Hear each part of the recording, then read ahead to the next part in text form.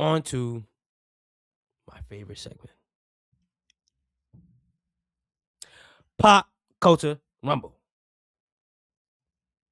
Now, if this is your first time watching, Pop Culture Rumble is where we like to take the world of sports entertainment and the world of pop culture and merge them together in a fun, unique way where we cut promos WWE style or AEW style, TNA style.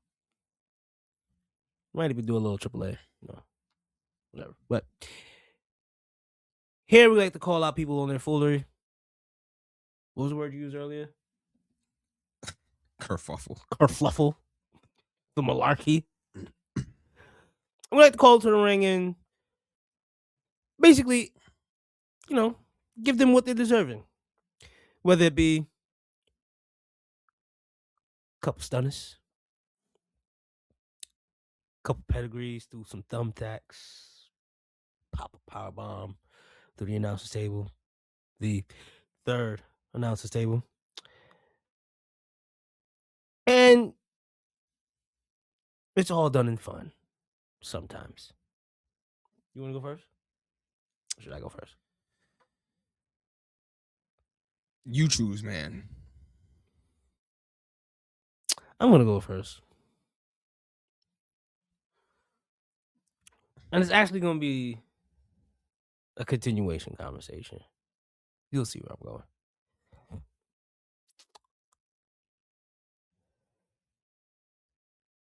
I'm calling out the women who are actively dating. Not all women. The ones that are actively dating. See, there's a difference. The women who are not dating, this ain't about you. Go ahead, girl. Do your thing. Heal. Even though I think it's linear, do your thing. But the ones that are dating, I'm calling y'all to the ring. Because you see, I think there needs to be video footage shown as to what recent events look like. Because maybe y'all not seeing it. Y'all refuse to hear it. Maybe y'all not seeing it. So,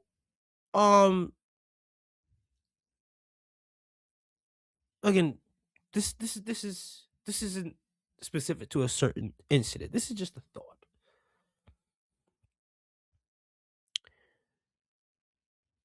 And not for nothing, I want to make sure I for the sensitives out there, I want to sprinkle men in there too. I think we need to be realistic with our asking prices. Whatever you deem that to be.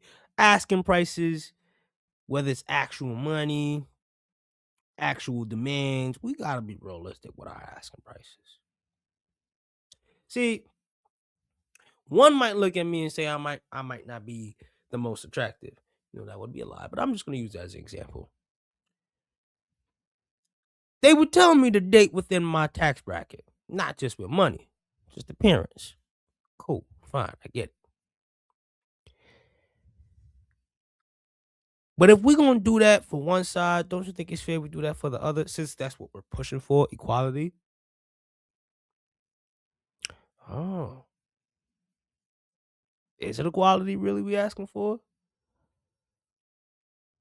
Because what it seems like to me, the carrot on the stick that both sides seems to be chasing is the ability to be in a relationship and still be able to do what you want, whether it's outright or subtly. I say all that to say,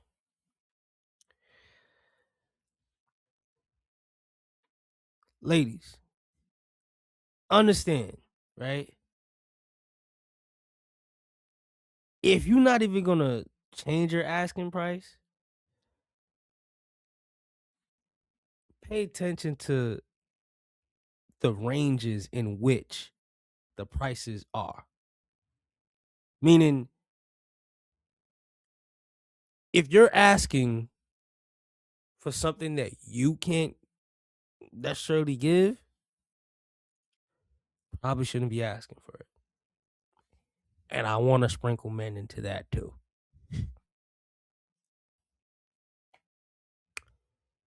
So for that, I'm just gonna mic drop. See you next episode. That was fair. That was fair. I could have went way left, but this isn't Red Pill. No, this is not. So, all right. What does CM Punk do when he takes off the logo and slams it? Oh shit.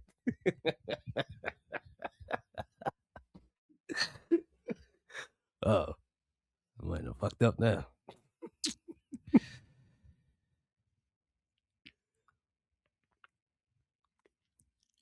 First and foremost, I want to say I'm glad to be here with each and every one of you tonight. I jumped on the Amtrak from Penn Station, drove it down myself as the conductor in the middle cart and the first cart. Don't ask how I did it. I did it. Transported that train down to the station in Washington, D.C. Took it to where the bum-ass Washington Wizards play to address all those stinking fans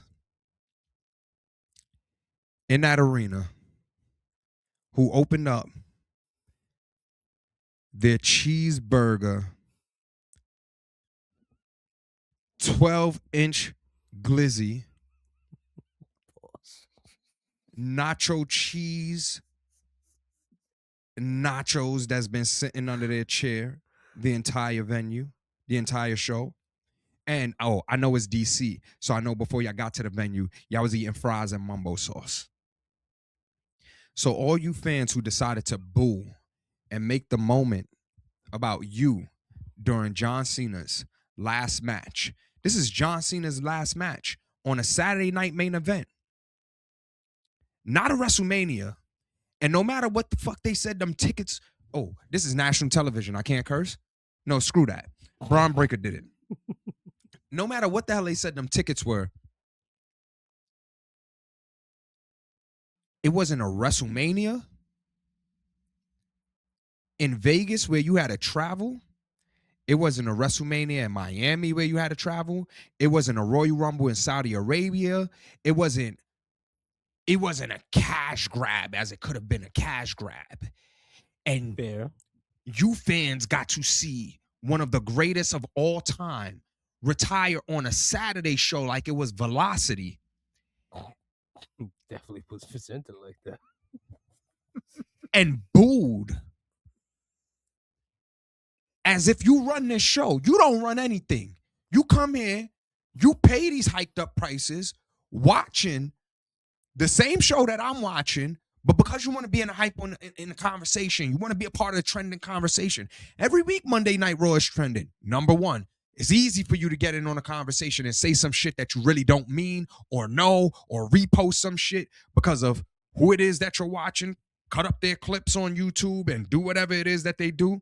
But you fans are what's wrong with wrestling right now. You're what's wrong with wrestling right now. You want to push who you want to push. You don't let things happen organically. Cena was right. So I came to DC and I told y'all to come back to the arena so I can set up the pyro instead of on a stage in the stands. Arson?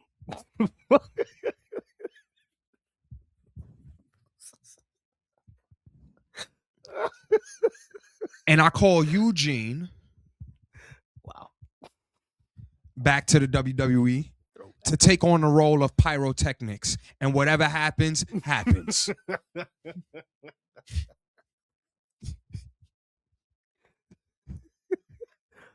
You folks are so entitled.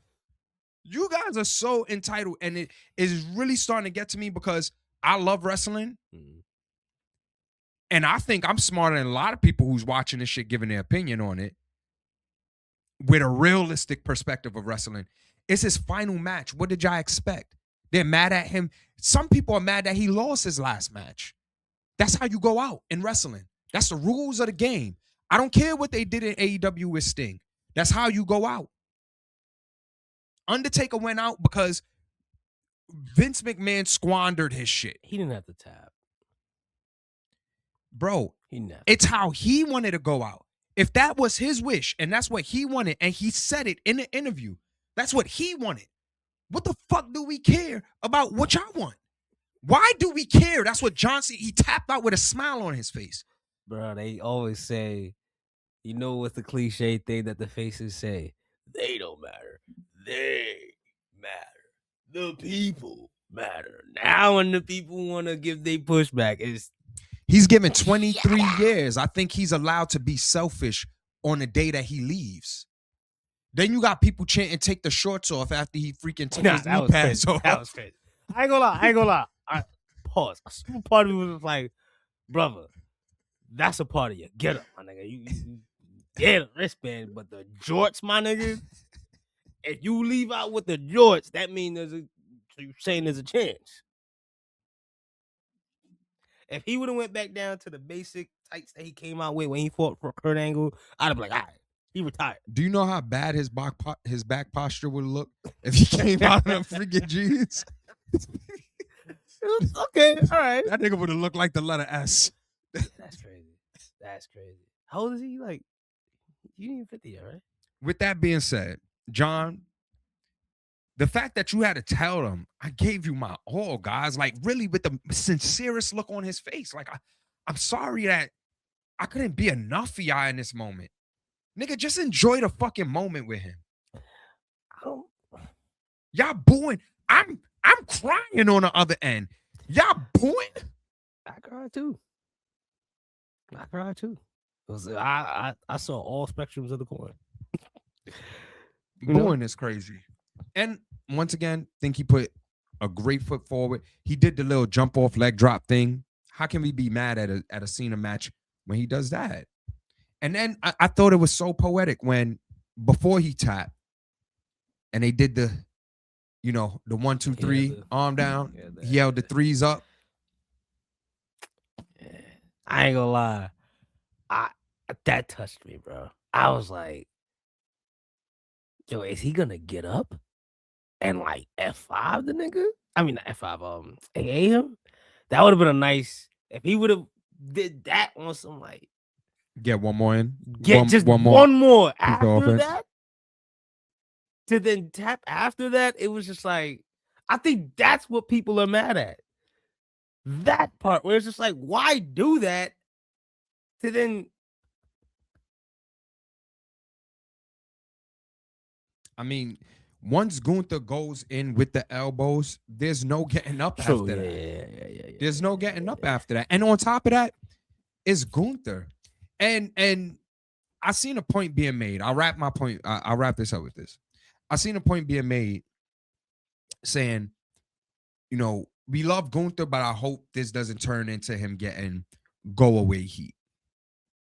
Why? He's a fucking heel. Why do we care what the fans actually think about him if he's a bad guy? Like if it's go away heat and it's boo and it's nasty like that, that's the type of heat that you pray for. They following him in his car. Now, granted, I hope he stays safe. Yeah, safety first. Stay safe, please. None of the fans do nothing. Yeah, but if bonehead. If Roman didn't even get that, if Brock can get that, why is Gunther getting that? I think those moments were more.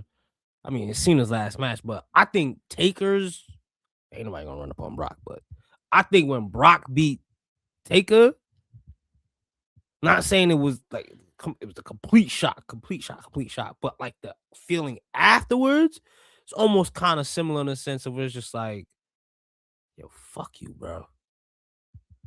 And I think not to take over your point, but Gunther was the perfect guy to beat Cena. Yeah. Because it couldn't have been LA Knight because they would have booed LA Knight. Couldn't have been Jey Uso because they look at Jey Uso as the entrance guy. I don't even think it could have been Cody. We seen those matches. So I think you put over Gunther, and you made this point earlier. I do think they're going with that legend killer moniker, and I think it fits him. Kill all the legends. Kill them all, one by one. He might retire Rey Mysterio. That one might hurt. This is the run for Gunther. I AJ? think he's going to retire AJ. He's going to retire Brock Lesnar. Ooh. Um, That Brock one might hit different. Yeah, he's going to retire Brock Lesnar. I think he'll retire Randy Orton. He'll be the one to... I think that's years down the line, though. When he already... Once people start calling him that, that's when it'll happen. Can't wait to see Chris Jericho and Gunther. Can't wait to see Chris Jericho botch Gunther's name. Gun Hunter. Gun Hunter. Who else is there left for him to retire? So you got AJ, Jericho, Edge coming back. Well, I can see that. Throw the Hardys in there. I think he only needs like 2 more on the list to solidify him as that. Jericho and AJ. No, Brock needs to be in there. Yeah, Brock. I think he'll retire Brock. But does he do it as a face though? Nah, he's gonna do it as a heel. He's gonna be hated for a little minute for making John Cena tap out like a little. You think people gonna be mad at him if he retired Brock? I think they'd be mad at him if he squashes Brock. Guess we'll lead into that in another episode, man. All right, man. This has been another episode of Third Analysis Table. Make sure you subscribe. Third Analysis Table 3 RDATABLE. I go by the name of Rasslin Reem. That's the Here with the Opinion Made of Steel. Go by the name Marc-Baze. That's MARC-BAZE. Don't forget the hyphen. Can't forget it. I never seen you defend John Cena or any other wrestler like that. We out here, man.